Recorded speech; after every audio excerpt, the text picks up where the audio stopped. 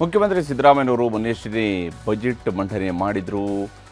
ಈಗ ಬಜೆಟ್ ಬಗ್ಗೆ ಶಾಸಕರಿಗೆ ಪಾಠ ಮಾಡಿದ್ದಾರೆ. ಇವತ್ತು ವಿಧಾನಸಭೆ ಸಚಿವಾಲಯ ಆಯೋಜನೆ ಮಾಡಿದಂತಹ ಕಾರ್ಯಾಗಾರದಲ್ಲಿ ಅವರು ಎಲ್ಲ ಶಾಸಕರಿಗೆ ಬಜೆಟ್ನ ಒಟ್ಟು ಅಂಶಗಳ ಬಗ್ಗೆ, ಅಂದರೆ ಅದನ್ನು ಹೀಗೆ ರೂಪಿಸುವಂಥದ್ದು, ಬಜೆಟ್ ನಂತರ ಯಾವ ಸ್ವರೂಪದಲ್ಲಿ ಶಾಸಕರು ತಮ್ಮ ತಮ್ಮ ಕ್ಷೇತ್ರಗಳಿಗೆ ಬರ್ತಕ್ಕಂತಹ ಅನುದಾನದ ವಿಚಾರದಲ್ಲಿ ನಿಗಾ ವಹಿಸಬೇಕು ಅನ್ನೋದ್ರ ಬಗ್ಗೆ ಪಾಠ ಮಾಡಿದ್ದಾರೆ. ಆದರೆ ಪ್ರತಿಪಕ್ಷಗಳು ಈ ವಿಚಾರದಲ್ಲಿ CM ಸಿದ್ದರಾಮಯ್ಯನವರು ಕಾರ್ಯಾಗಾರದಲ್ಲಿ ಪಾಠ ಮಾಡೋದರಿಂದ ಅದನ್ನು ಕೇಳಿಸ್ಕೊಳ್ಳೋ ಕಡೆಗೆ ಬರಲಿಲ್ಲ, ಅವರು ಬಹಿಷ್ಕರಿಸಿದರು. ಇನ್ನೊಂದು ಕಡೆ ಇವತ್ತಿನ ಸದನದಲ್ಲೂ ಕೂಡ ಪ್ರಶ್ನೆ ಚೋರಿಯ ಆರೋಪ ಕೇಳಿ ಬಂದಿದೆ. ಪ್ರಶ್ನೆಯನ್ನೇ ಚೋರಿ ಮಾಡ್ತಾ ಇದೆ ಸರ್ಕಾರ ಅಂತ ಹೇಳಿ.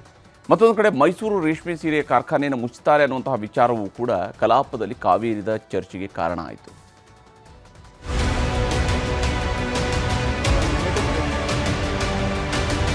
ಗಮನ ಸೆಳೆಯುವ ಸೂಚನೆಯನ್ನು 15ಕ್ಕೆ ಸೀಮಿತಗೊಳಿಸಬೇಕೆಂದೇಳಿ ಚರ್ಚೆ ಆಗಿದೆ.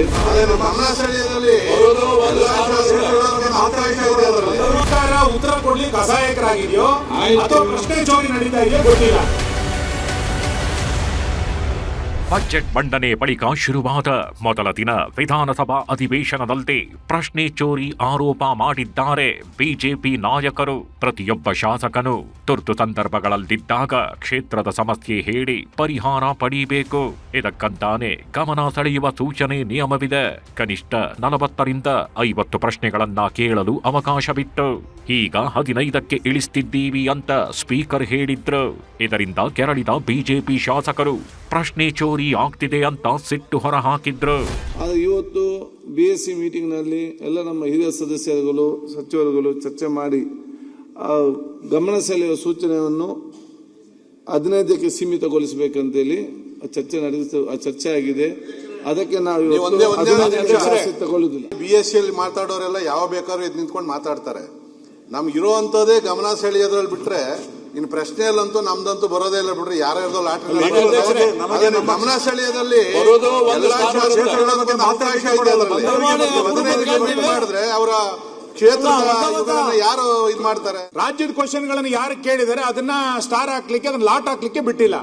ದಯಮಾಡಿ ಸರ್ಕಾರ ಉತ್ತರ ಕೊಡ್ಲಿಕ್ಕೆ ಅಸಹಾಯಕರಾಗಿದೆಯೋ ಅಥವಾ ಪ್ರಶ್ನೆ ಚೋರಿ ನಡೀತಾ ಇದೆಯೋ ಗೊತ್ತಿಲ್ಲ.